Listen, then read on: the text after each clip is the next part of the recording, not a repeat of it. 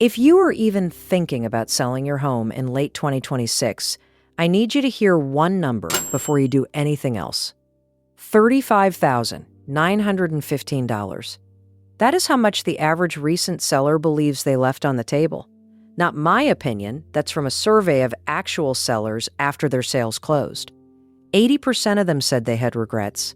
75% said they would have done things differently if they'd known what was coming. And here's the part that should get your attention. Almost none of those mistakes happened at the closing table. They happened months earlier, in the quiet months before the sign ever went in the yard. So today I'm giving you the 5 things you need to do right now, months before you list. And number 4 is the one that I'm going to get some angry comments about because it's the one a lot of agents would prefer you never hear. First, let's be honest about the market you're walking into, because this is not the market your neighbor sold in 3 years ago. Right now, according to Redfin, there are 47% more sellers than buyers in the market. Let that sink in. For every 2 buyers out there are 3 of you. National inventory is sitting around 4.5 months of supply, and this spring, 46% of all home sales, the highest spring share ever recorded, included the seller giving the buyer a concession, money for closing costs, rate buydowns, repair credits, and nearly 16% of sales included both a price cut and a concession. In some markets, it's even more lopsided. Nashville, Charlotte, Atlanta. Roughly 7 out of 10 sellers are giving something back to the buyer just to get the deal closed. I'm not telling you this to scare you out of selling. I'm telling you because the sellers who get hurt in this market are the ones who walk in expecting 2021. The sellers who win are the ones who prepare like it's 2026. So let's get into the 5 things. Number 1, get a pricing reality check now, months before you list. Not a Zestimate, not what your neighbor got, a real analysis of what your home is worth today and which direction that number is moving. Here's why. Almost every seller is anchored to an old number, and in this market, an old number isn't just wrong. It's expensive. Realtor.com recently asked agents around the country what overpricing actually looks like right now, and one Dallas agent gave a real example that says it all. A seller who'd bought near the peak wanted to list at $950,000, and the recent comparable sales said $825,000. That's a $125,000 gap between the number in the seller's head and the number the market would actually pay. And when you list at the number in your head, your home sits. Buyers start asking, what's wrong with it? Then come the cuts. And late last year, the typical price cut on a U.S. listing was running around $25,000, some of the steepest discounting buyers have seen in over a decade. Every cut tells buyers, come negotiate harder. Your price is your marketing, not the photos, the price. So months out, get a pricing analysis and ask the question almost nobody asks. If this market keeps doing what it's doing, what does this number look like in October? If the honest answer is lower, that changes when you list, what you expect, and what you can afford next. But you can only act on that answer now, not in September. Number 2, get ahead of your home's condition now, because repairs are the single biggest selling cost you're not budgeting for. A recent study by Clever Real Estate broke down what selling actually costs, and the number 1 line item shocked people. It wasn't commission. It was repairs, an average of about $21,000 in pre- and post-listing repairs. And here's the dynamic that makes it worse in a buyer's market. If you don't know what's wrong with your house, the buyer's inspector will find it for you after you're under contract, when you're emotionally done and mentally moved out.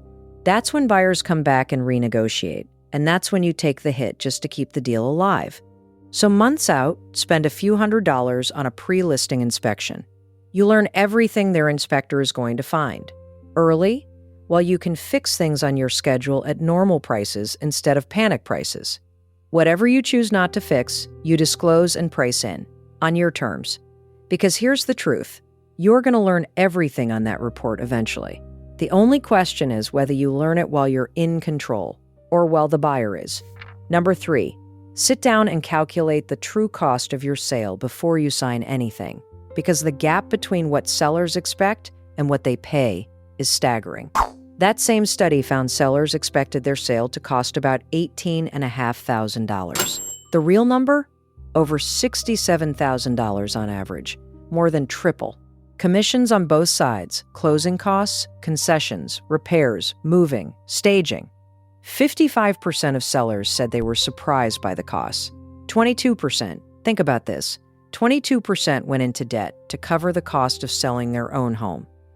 So before you sign a listing agreement, there are 3 numbers you must be able to point to in that contract. 1, exactly what you're paying your listing agent. 2, what, if anything, you're offering toward a buyer's agent. And know that since the commission settlement changed the rules in 2024, that's fully negotiable. And the typical buyer's agent commission has been drifting down to around 2.5%. And 3, the one that catches everybody.